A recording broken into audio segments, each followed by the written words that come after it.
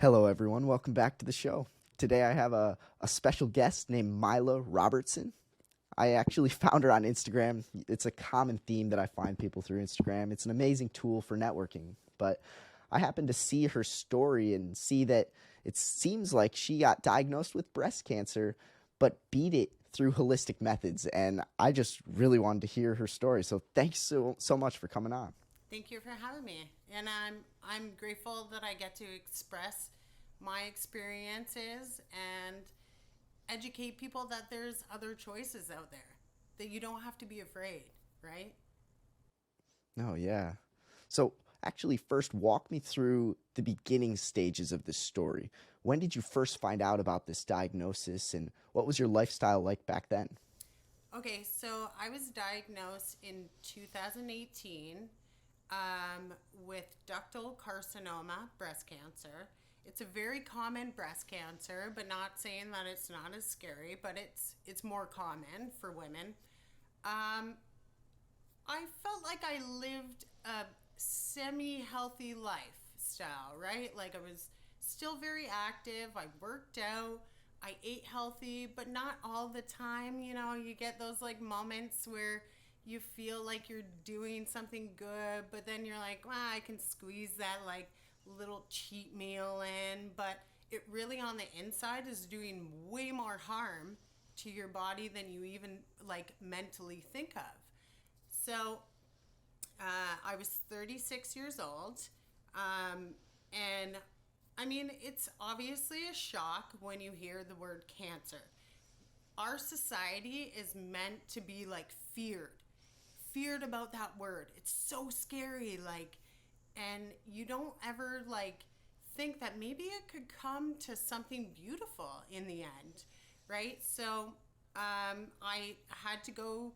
I found it through just I believe it as a spiritual divine. I honestly think that somebody from up above showed me this lump, right? Like I honestly feel that. Um, so I did get surgery. I got a bilateral mastectomy, and 2 weeks later, I felt another lump. And I was like, well, what is this? So I went back to my doctors and they said, well, it's just necrosis. It's just nothing. Shouldn't be worried about it. But I'm very intuitive to my body. So I didn't accept that diagnosis. And I went back to my um, doctor and I said, like, we need to just check it out just in case. Um, they had actually told me that my reoccurrence of a cell regrowing from breast cancer was about 0.0004%. So they said shouldn't be cancerous whatsoever. They checked all the margins around the tumor. It was all good. So when I got the diagnosis that I had another tumor, they said that it wasn't an actual reoccurrence, that it was another cell that like had just come up and regrown into a cancer cell. So I got that removed. At this point, I was stage one. Um, I essentially found another lump in a different area. It was up here. I found the other lumps down here, and then the other lump was up top. So it was kind of odd that cancer cell had gone up to a different area, right? If it was a reoccurrence. Um, so I got that removed as well and found another lump. So at this point, I had four lumps. I went to speak with people who taught me about the radiation and stuff like that. Just like Dr. Penzer said, he mentioned about specific cells that could determine whether or not it was chemo or radiation was good for your body. So luckily, I was able to do that. I qualified for that. And according to my specific cell, cancer cell, radiation would have only helped me 14%. Right? So, I mean, plus it would have, because I was only 36 years old, and people don't tell you this when you're in that moment, but because I was young, they had to let me know that 14% would only help me, but then in 25 years, I'd have a 25% more chance of getting another cancer. So uterine cancer, leukemia, these are things that obviously, why would you want to put yourself through that to get another cancer later on in life? And the doctor specifically said to me, we don't tell, and this is like verbatim from his mouth. He said, we don't tell people this when they're older because we assume in 25 years they will be dead, right? So I feel like that's a lot of information that you should know prior. You know, it would make a huge difference if you knew that. And then chemo would, at the point of 4 tumors coming back, when they said I only had a 0.00004% chance of it returning, they said that I would have to do chemo up to a year. It would only help me 33%, and I would get pulmonary heart disease from it because obviously a year of chemo is super horrible for you. I would also have to be on a estrogen blocker, which is they prescribed tamoxifen to me for 10 years. Now, I have grown up not really being that big on pharmaceuticals. So maybe the odd, Tylenol or Advil here or there for a migraine, but like I would never take something for 10 years consistently. I couldn't imagine what that would do to your body, your liver, your organs in general. Like that blows my mind. Who wants to take a pill for 10 years consecutive? Like, it's insane. So at that point, I exhausted the Western medicine at that point, right? Like they're not giving me options, right? I did find a holistic doctor within my city who was amazing. He went to school for Western medicine, completed it, realized that 90% of the schooling is just based on here's your symptom, here's your drug. Take it and you'll feel better, right? Like there was no like, hey, let's get to the root cause of your problem. So once he had completed that, he went and traveled the world to learn different cultures, medicines, and then came back to where I live, and I was able to find him through a friend, luckily. And because holistic medicine is not it's not recognized by the government or anything, you have to pay out of pocket, which makes people super scared.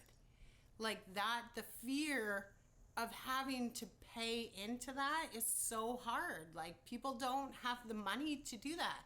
That's why the healthcare system in Canada is so easy, because it's like, well, it's free. That's one less stress that I have on myself because it's free. But that's such a shitty feeling when you're in that moment, when you need help. You want some help. but don't just offer it because it's free, you know? So yeah, so he had we call it the avatar. So what it does is it's like a current that goes through your fingertips. He has basically each part in your hand determines your organs, your heart, any kind of like your feet, your thoughts, everything. So he puts it in water and then he puts that metal piece up to your hands or your feet, right? Because that's where a lot of your energy comes from. And he can basically see inside your whole body, which is amazing because, I mean, how many times have you ever gone to the doctors where you're like, I just want answers? Well, I gotta wait months and months, right? Where he can do it right then and there. So he specializes in gut health because gut health is super important, right? Like that's your second brain of your body. You need that to flourish in order for the rest of your organs to work. If you don't have your gut health in check, then the rest of your body is working overload or it's not working properly. And people know if their body is not working right. You know, you eat 12 pieces of pizza and your stomach is bloated, you know something's not right, but people don't like listen to that, right? So he just like verifies, like, hey, so basically at that point. Do you mind explaining one more time what that avatar is? So okay, so it's a computerized system where when he presses the metal, he has to take like water to get that current going, and then he puts it on pressure points on your fingers, right? So I'm just paraphrasing because I don't know the actual techniques, but say he wants to check your liver, so he would check like right here on your finger, press up against it. It would show a level on his computer. So it would give you like a confirmed, like, okay, this is where it needs to be. This is where it's at, right? So my gut health was horrible. Even though I thought I was like healthy and putting good things in my body. He could see the breast cancer within my body. He could see that the ductals in my breasts were not working properly. He could see, he put it up against my temple and asked if I had ever fallen on my head. And I said, yeah, actually, when I was in my mid-20s, I fell and broke my nose. And he said, well, I can see that because your equilibrium is off. So he this thing is, I can't even explain it maybe to the depths of how amazing this like technology is. Like it really can read every part of your body. It can tell if you have arthritis in your knee. It can tell if you have anything going on with your heart, your lungs, your uterus, your everything, your prostate. Like it can see all of that within this, and it basically just shows like it's on a numbers scale, right? So it would show like you need to be between this and you're way above it, right? So and then because I'm an O blood type, I'm supposed to be eating meat, which I stopped eating meat in like 2000. I eat like chicken, but other than that, it was a personal choice. It wasn't like wasn't because someone told me to do it. It was just a personal choice. It seemed like it made my body feel better when I didn't eat meat. But he said because you're an O blood type, you're a hunter gatherer, so you need that in your system. And I had at that point realized that like I'm a wheat intolerant, dairy intolerant. I'm not a coffee drinker, but those are the three reactors to an O blood type. So I made sure that none of that was in my system. Um, and then he got me on the Rife machine. What's that? So Ronald Raymond Rife was an inventor, a Canadian inventor, back in like the 1930s, and he developed this machine that worked off of vibrations and frequencies. So what you do is you hook yourself up to it. You program certain cells. So because mine was breast cancer, it would be a specific number. And then he would essentially set up a machine, and we're all energy. Like, people need to remember that, like, our bodies are just energy. Everything around us is just energy, and it's frequencies.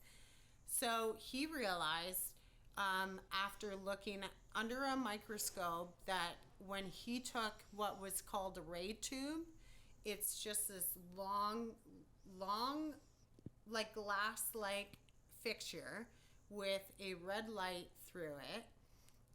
He realized that when he put this up to a cancer cell, that it would explode the cancer cell, but leaving all the rest of the other cells unharmed. So he continued to do that. This man helped tons of people through cancer, huge Lyme disease. It really affected people who had Lyme disease, which was insane. And I met so many people at this treatment place who had encountered Lyme disease who were actually misdiagnosed with like MS or Alzheimer's or anything like Parkinson's, anything that really like geared yourself to like the nervous system. But yeah, so he realized that this was helping, but you know, when you help people and cure people, you can't make money. So he was essentially shut down. And I do believe, if I'm correct, that Tesla was actually like a helper to his creation of this. He's the one that created the ray tubes. And so Ronald Raymond Rife and Nikola Tesla, were the ones that came up with this. But we unfortunately know how their stories ended, right? So, but needless to say, my holistic doctor has these machines there. So it was a lot. I had to go there every day for 3 hours for 8 months. So it's a lot, right? And I get it. People worry about money and work and time, but you just have to remember that like you're doing it for yourself. You're doing it to help yourself, to better yourself. You need to do this stuff because, I mean, if you're not good, then you can't help other people, right? Like, Yeah, that's crazy, and it's interesting that I hadn't heard of that. It's like the doctors, they have this maybe a solution that seems to be, you know, very effective and maybe somewhat cheap, but you know, from a profit standpoint, it doesn't make as much sense to give someone something that works for them for a cheap manner. And you know, chemotherapy and radiation, I feel like, are quite expensive, and It's this idea of like, I don't know, I feel like we live in a society where people are gearing more towards, oh, the government will solve my problems, oh, the doctor will solve my problems, oh, someone else will solve my problems for me. And it kind of puts people in a position of like not having any control over their life. They have a perception that, I don't actually have the control over how I'm going to feel, how I'm going to think, etc. And I really think this is a great lesson for us all. Like, we actually do have the ability to change how we're going to act, how we're going to think, how we're going to feel. And it's not up to the doctor's opinion or the government to really determine that. And that's just amazing. So it seems as if, let me just make sure I'm getting the story right. You were offered the idea of chemotherapy and an estrogen blocker and other things, but you decided to walk away from that, decide that you had control over the situation, and you found someone who used this Rife tube and also an avatar to kind of help you. And what happened after that? Did you see results that were great, or were there more to the story? Yeah, absolutely. Like, and you're right. Like, I went into the chemo and radiation meetings to educate myself further, right? But in my heart, I already knew what my decision was. I just needed like that extra like help from somewhere else. I knew that wasn't the route for me. I knew that in my soul, I was like, nope, I'm not doing it that way. It's just not happening. But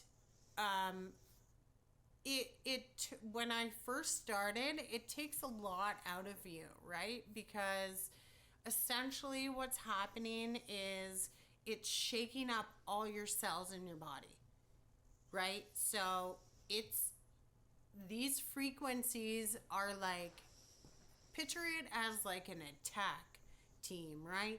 They're going in there and they're trying to find and seek these cancer cells. And when they find them, they're jarring them up. These cancer cells are going into spots and trying to hide because they're like, I don't want to be fucking found here. Like, get out of here. Well, you're messing my shit up, right? Like, so they're coming in there and messing shit up. So these cancer cells get very angry. So you essentially on the outside get very drained. So it took a lot out of me. I was, there were times where I'm not a big napper, but people were like, listen, if your body tells you to nap, fucking take a nap, right? Because I'm like, you just have to listen to your body. So I would do that every day for 3 hours. And it essentially what he did first is he seeked out any bacteria, any viruses that were in my body. He got rid of them, right? So we had to work continuously on those things to get rid of them. I also had to watch what I ate. I stopped drinking. I started exercising a lot more frequently. And then, you have to put in the work. They always say that the Rife can only do so much. If you're going there and sitting at the Rife and getting this treatment and getting healed, and then you go home and eat a cheeseburger from McDonald's, guess what? That's doing fuck all. You're taking 2 steps forward and probably 8 steps back. It's not doing shit for you. So you have to put in the work. And it makes me sad, really, that people like don't want to put the work into themselves. Like, you're here for a reason. Like, just enjoy it. Like, take care of yourself. Sometimes it makes me wonder what goes through people's heads, Yeah. Yeah, like it was hard. You have to commit every day. Every day you have to be there every day, because if you missed a day, it was basically like a factory reset. Your body had no idea that you had just done 3 months of work. right? If you miss that one day. So you really have to commit. And like my holistic doctor, he is 100% there to help people. He's not there to make be rich off of you. He was there to help people. So it was very remarkable at the stories. You go in there and listen to people's stories, and it was very encouraging. You know what I mean? So it was like you got so much more out of this situation just from sitting there and having something do something to your body that you don't really physically see, but like the stories and talking to people helped huge too. It's all part of your healing, right? Man, it's amazing to hear that you found someone, a doctor who truly seems to care about you along the long term, and not just care about you right now and try to, you know, make a lot of money off of you. I'm really glad that you found this man. I honestly might want to, I might have to ask who he is after this and get his contact, because someone like this seems very worthwhile to meet. But yeah, you were saying something about how you're kind of confused on why there's some people why aren't they putting in the effort? Why aren't they, trying their best to improve their situation? And it's a great question, because it's like, I'm not sure why people are like that, but it seems as if some people want that quick pill method. Oh, I don't have to put in any work. Oh, I don't have to try that hard. Oh, a quick fix, But that's kind of the thing about life.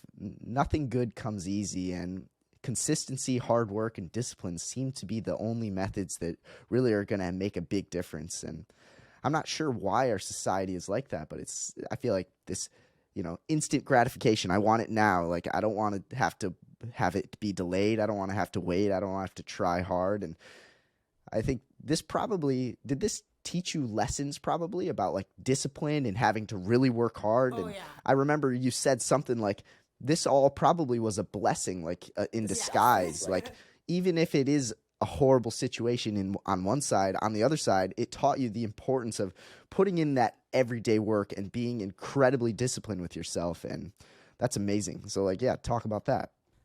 For sure. Like, it was definitely the biggest mind fuck of my life, for sure. Like, to have to mentally sit there and like work out shit in your life, that's hard. That's a hard pill to swallow, right? So, yeah, it honestly, I say that, and maybe people think I'm not being honest about it, but it really is a blessing. It's a huge blessing that I went through all of that, because mentally it taught me how to be stronger, like on a level that like I can't explain, right? A spiritual, soulful level. Like, it honestly, I would never take it back. Never. Even though it was horrible to go through, I would never take any of that back, because it made me so much grateful for the simple things. Like, people talk about, like, enjoy the simple life of little things. Enjoy all that. And people take that for granted. I think, especially with technology and stuff like that, the world is so fast paced that people forget to just sit and reconnect and ground themselves with simplicity. And it's a shame that people have to feel like that, because I've been there. You feel like I'm just going through the motions of life. But after that, I was like, fuck that, man. I'm not doing that anymore. Like, I'm living my life the way I want to live my life, the way that makes my soul happy. I'm just a vessel. Like, this is just a vessel. I'm only here for a little time anyways. I might as well enjoy the fuck out of it. Right? Like, that's people need to get on that level, but I feel like people are so consumed with everyday just annoyances that we don't really get to reconnect with ourselves. Or in my case too, like I put everyone else ahead of myself, right? Like I took care of everyone else before I really considered, hey, you need to focus on yourself and like and make yourself happy. Doesn't matter what you're doing, just make your soul, make your body, make everything happy, make your mind happy. That's what you need to do. And I get it. It's hard. It's hard. But you go, trust me, you go through something like that, there's no second guessing.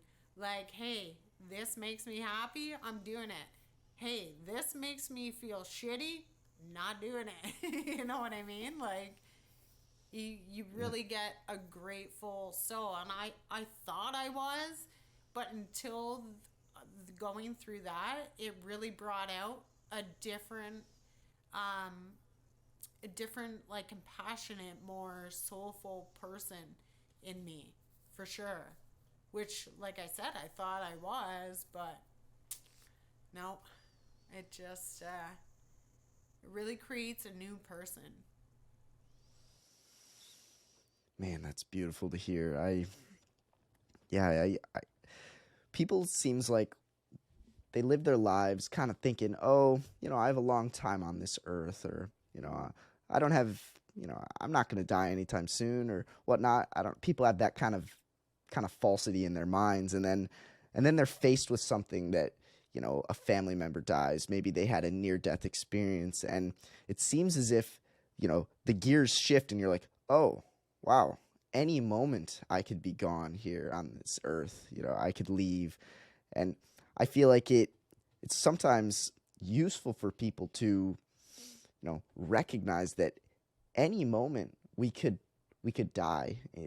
We all drive our cars, and there's a slight probability that a semi truck could hit you. And it sounds kind of morbid from one side, but like it's actually really helps me realize like, I'm saying goodbye to my mom or to my brother or to my friend, I may never see them again. I might as well try my absolute best in this conversation that we have right now, because who knows if we'll see each other again. And I have this kind of the morbidity to me where it's like, I don't know if I'm going to live to the next day, so I might as well try my best to live as much as I can now. And I feel like, like you said, you felt as if you were aligning with your soul, or you were doing what you should do, or you had a good perspective. And I haven't gone through what you've gone through, so who knows? I might be completely not as, like, I'm probably going to face things in my life that are really going to test me still. And, Oh, for sure. But like, it's this whole idea of like, what doesn't kill you makes you so much stronger. And, yeah, any person that I talk to that goes through something horrible, hard, difficult, terrible, they typically say, I wouldn't ever take that away. I wouldn't ever trade that for anything else, because that has turned me into the person that I am today. I'm much more resilient. I'm much more grateful. And it's just amazing to see that you've gotten through that storm, and now you seem to be such a light of, courage, support, and just love for the world. And so that's amazing. I'm very happy that you got through. I honestly believe that like I was put on this earth to help people. So I think going through something like that just makes it more prominent, right? Like it makes it like it's a validation. It's like, yeah, I'm here to let people know, because like we've discussed, it really is scary when you go into those moments, and Western medicine is like really like hard shoving that information into into your throat. You have no idea even half the words they're telling you. And you're like, I don't even know what's going on. Sure, yeah, I'll do that. I'll take that. I'll do this. And like, I lost a friend of 15 years because she couldn't like understand why I was doing it holistically, as opposed to like, your everyday, you know, chemo and therapy. Well, my friend had it. It worked for them, right? It's like, yeah, but you can't look at it like that. A lot of people I know have actually passed from doing it. They've gone through the motions of chemo and radiation, and they still lost their lives. And it's horrible that people just still are stuck in that like mind frame of, well, no, I know my grandfather went through it. He's fine. But is he fine? Have you ever asked him how he's felt? Because I talked to a lot of people in those treatment places who said, I would never, ever do chemo or radiation ever again in my life. Ever again. They don't regret it per se, because let's say it got rid of their cancer, and that's fine.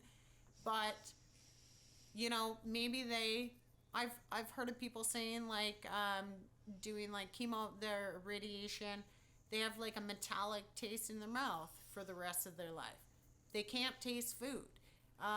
They have just aches, continuous, constant aches throughout their body. And it's just like, do you honestly know that it worked for them? Yes, it did. But in the long run, a lot of people would probably tell you otherwise. And if you really sat down and listened to those people, they would probably say like, hey, my body doesn't feel the same as it used to after going through all that.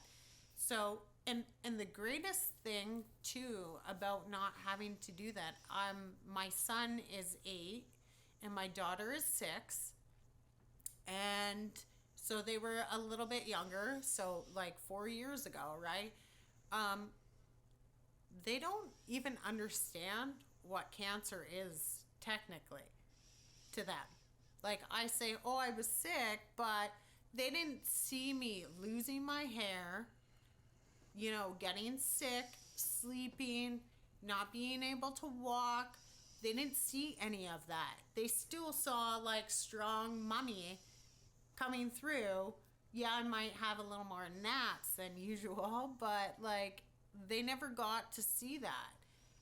And that's something that like I'm hugely grateful for as well, because a lot of times like people say, oh, it's the cancer that makes them look sick. No, it's not.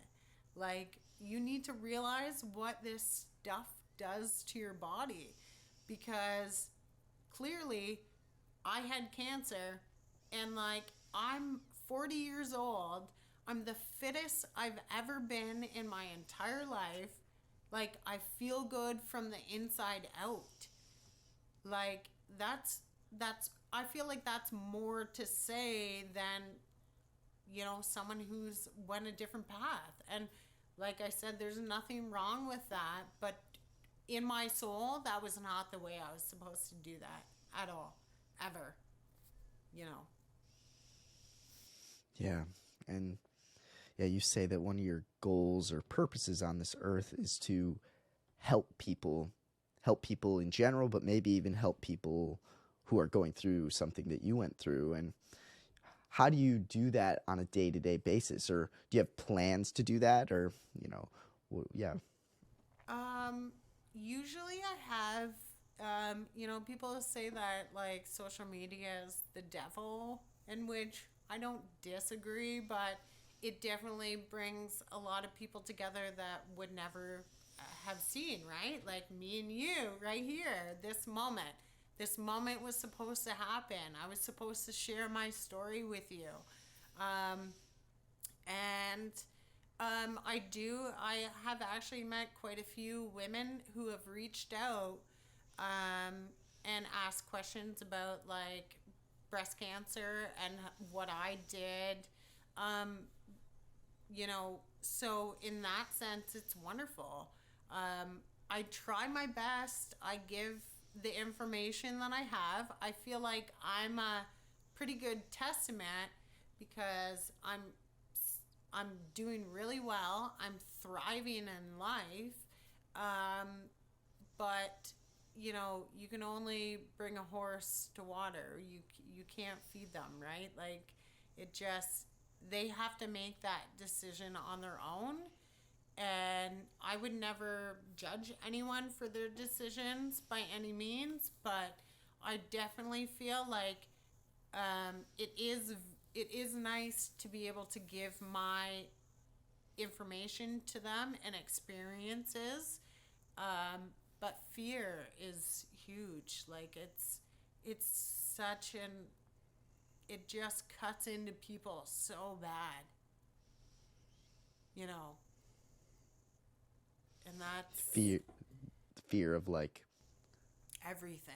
Fear of dying. No, I'm sorry. Going through this experience, it's really taught me that like dying isn't that fearful. Like it can really be beautiful. Like I have no idea what's going to be on the other side of that. Like this, like I said, I treat my body as a vessel. My spirit is probably going to do other things. And the more I feed it and the more I educate it and make it learn, man, the incredible things that my spirit is going to do once I'm out of this vessel, like that could be astronomical, right? Like I have no idea. That's how I like to perceive it though. yeah, that's, yeah, that I agree with that.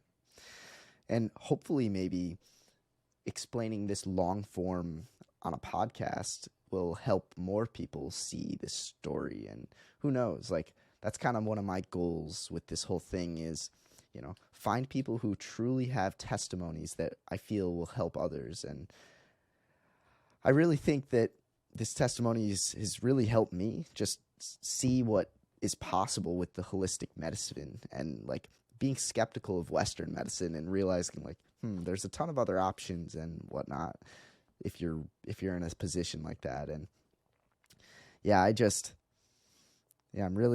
I'm glad that we connected because Me too. I never heard of some of these kinds of things, but yeah, I want to actually just hear about the final parts of this story. Like, when did you get the news that you were like completely cancer free? Like, So how does that occur? yeah, so by the time I don't know if I said this, but by the time because I had so many um, cells come up as cancerous, I went from stage 1 to stage 3, which in reality is like not that big, right? Like the way that my holistic doctor described it, he's like, it's still the same in your body, but they just make it more threatening by saying like stage 3.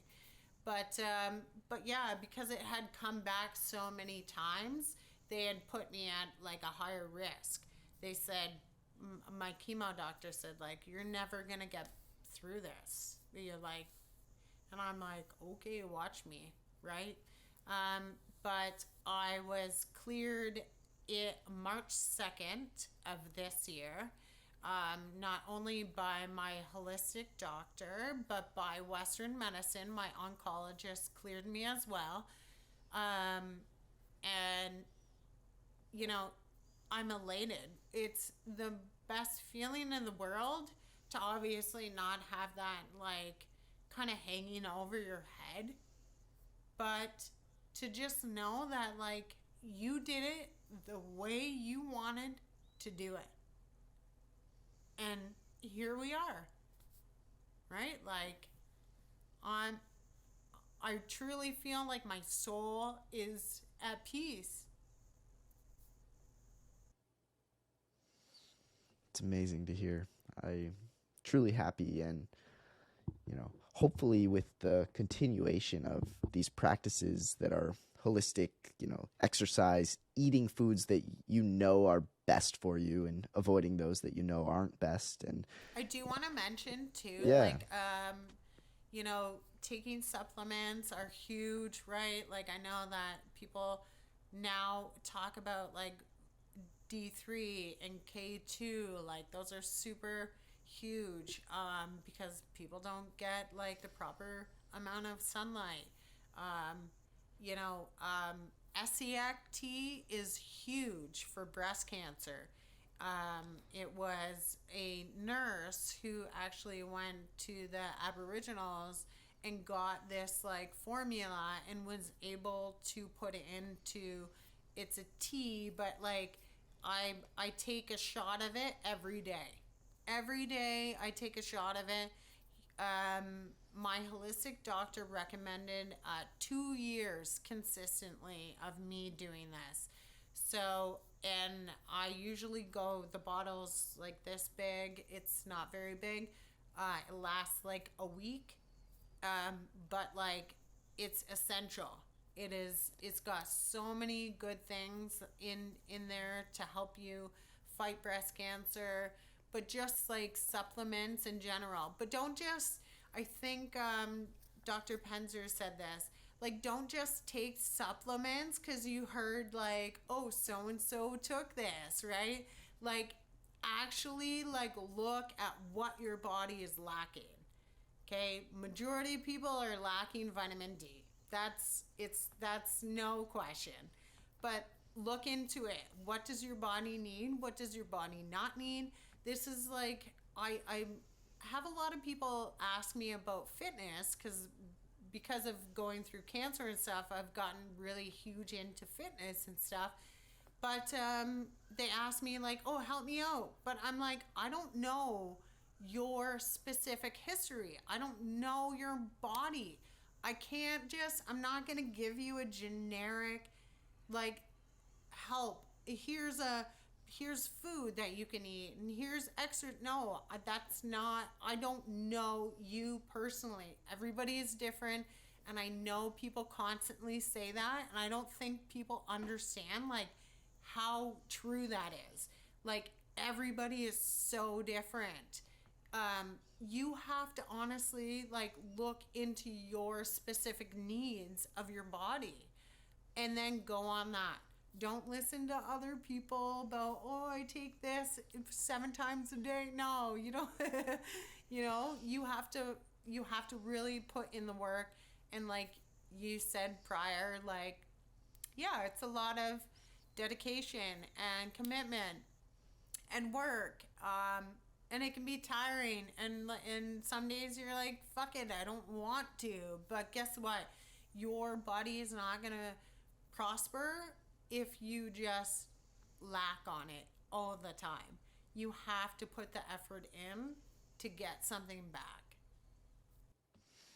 yeah, I agree with all those kinds of things you're saying. Like this idea of like discipline equals freedom. It's like, oh, I don't want to try very hard right now and try to fight this. It's like, okay, yeah, you can be free and not have any responsibility, but you're going to be enslaved to being sick, feeling horrible, having cancer, etc. And it's like, I'm seeing your situation, and it looks as if nowadays you're so much more free because of the discipline and commitment that you put in. And that's just amazing to see. It's just, that truth is so true to me and to the world. And yeah, like what you're saying about this, the supplementation and the exercise and the diets, Panzer opened up my eyes to the idea that we all are so different, different mutations, different experiences, different DNA. And I just, I'm with you. I no longer give a, oh, this is what I eat and it works for me, so you should do it. It's like, no, that's just naivety. I'm so glad that I met him, and I actually took his DNA test and using self-decode, and I've been analyzing what truly are best for me, and Yeah. and Yeah. I'm not gonna shove it down others' throats. You Yeah, have to remember, like, you're brought into this world by yourself, man. Like, it's you against you. Like, it really is. And I mean, it really is a shame. It breaks my heart to see so many people like slack on themselves. Like, you put all this effort into making other people happy. Like, where the fuck is the time for you? Right? Like, put that time into yourself. I don't get it. Like, it sometimes it blows my mind as, but I guess, like, I mean, I understand that everybody has to go through their own experiences. You know, I may be further in my, you know, spiritual life than other people. And I'm not trying to judge people. I get it. It's just, you know, it sucks that people have to go through really shitty moments to realize, hey, this is a better life for me. I need to do this, and this in order to feel better, you know? And I always say to people too, like, they say to me, "Oh, you know, I could eat healthy, or I'm just gonna hit up Wendy's," right? It's like, I'm I'm telling you preventative measures so you don't get to where I was, okay? Because trust me, you don't want to be where I was. You want to not be where I and like many people have been, right? Preventative measures is huge. Like, just focus on your health and your mental health. Like, mental health is huge in this process of cancer. It's not just physical. You need to battle demons that, fuck, man, you never thought you even realized you had, right? Like, you have to dig deep to get through all of that, because, man, like I said, fear can play a huge role in this, and majority of time it takes people out, right? Like, a lot of people don't come out of this. I know people who have gone into hearing a cancer diagnosis and have already given up. They're like, no, not doing it. So you almost know where that's gonna lead. So you really like have to, like, I do a lot of meditating. I read a lot of books now that are super good for my, like, rewiring my brain and things that can, like, educate me and make me stronger as a person, soulfully, though, not just like this body, right? Like, I want to do things that on the inside that I can't see. I want to fix those things. And like I said, a lot of holistic stuff is, it finds the root cause and then you go from there, right? Like, and that's why I'm not a big fan of Western medicine. It finds your symptoms and it goes, here, take this to get rid of it. Well, yeah, but my body still hurts, but I don't feel the pain. Like, it just, yeah, you gotta know that there's more to life than that. Like, especially nowadays with the opioid, like, overdoses, it's, you know, it's heartbreaking. Yeah, definitely. And I just was having this thought of, this idea of, like, when you're faced with something hard, you, the individual, have to make the decision to, take those steps. But do you feel like it's important when you were going through this, having people around you that were a support network? Did you feel like you had to do it alone, or did you do it with others, people's help? Or, I guess I'm just asking the importance of a support network. One of them maybe being your holistic doctor, and I don't know, just a thought. Yeah, I definitely want to say, like, I don't want to discredit my friends who were there to support me, but I feel like they didn't fully understand. It's not that I didn't appreciate the support by any means, but even in times of, like, their support, I still kind of felt alone. but being in the treatment place, talking to people who had been through those situations definitely was a great support. Like that, like motivated you more. I spoke to a man who, like my very first day there, who had stage 4 cancer, and he was bedridden. And they said to him, like, go home and plan your funeral. And at the point of me meeting him, it had been 2 years later. And then I was at that treatment place for over a year. So you're thinking like 3.5 years later that this man decided to say, screw that. I'm gonna be in control of my own self and my own destiny. And here he is thriving. But yeah, support is huge. You definitely need it. Like I said, I lost friends because of the choices that I made. Um, and maybe they will find their way back. Who knows? Yeah, that's true. It's like in doing what your soul is telling you to do, sometimes friends walk away, sometimes you find new friends. Yeah, I was just curious about that, but I guess what are your future goals on this earth? What do you want to accomplish next? And Well, so ever since I was younger, I've always wanted to be a police officer.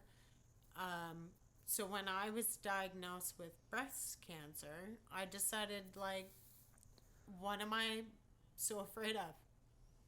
So that is what I'm doing currently right now as a goal. I will be applying soon.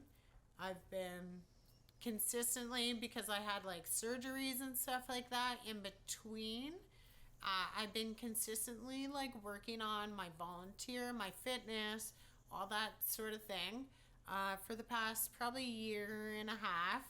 So that's like a huge goal for me. But I definitely, I don't know. I can't really say like in 5 years I'll be here. I definitely know that I just have it in me to help others. What or where that'll bring me, I don't know. But I will continue on that path. Um, and wherever it leads me is where it's meant to lead me, right? Like, I'm not gonna I'm not gonna question the divine. I will just go with it. Wherever you bring me is where I'm meant to be, and I will take every day with a fucking smile on my face. Even when it's raining out and people are like, stupid rain, I'm like, woo, look at this beautiful day. Like, what are you talking about? I'm in Canada and it's not snowing right now. I will take this. Like, you need to like just enjoy every fucking moment, and that is what I'm gonna do. I honestly embrace life and every day with the best and positive, like, feelings and vibes. And that's maybe people get annoyed at that, but I don't care. I don't care. it's a great answer. I really think that you're even you're living out that goal now. You've helped me kind of understand more about this, and hopefully you're going to help others who listen to this, and who knows what this will bring. And yeah, I'm really excited to see what you do next on this earth, and Thank you. hopefully more people will see the beauty of taking control over your own life and not being put into a position of fear-based actions. It's like if you Yeah. make actions based off of, truth and, logistics instead of just fear, and people are going to live such better lives. And I really, really wanted to thank you for coming on, because I feel like we covered a great overview of what occurred, how you overcame that challenge, and also now how you've grown from it. And it's super inspirational to hear, and I really appreciate you becoming vulnerable like that. You're welcome. Because I'm so thankful it taught me a that ton. we connected on Dr. Penzer's Instagram and had this happen. Like, it was meant to be for sure. Actually, I had dreams of our interviews last night, but we were doing it in a pool with a couch. We put a couch in a pool. And I There was we like, go. what is going on? And I was like, all right, I'm ready for this podcast. Like, definitely meant to be. And I appreciate you. You're talking for me, which aligns with a lot of things that I agree with. You're talking to the right people, like, you know, all the psilocybin stuff and just like everything, man. Like all your podcasts, I super enjoy, and I'm grateful for you for reaching out. I appreciate that so much, for hearing my story. Thank you. Yeah, of course. It's been a true pleasure.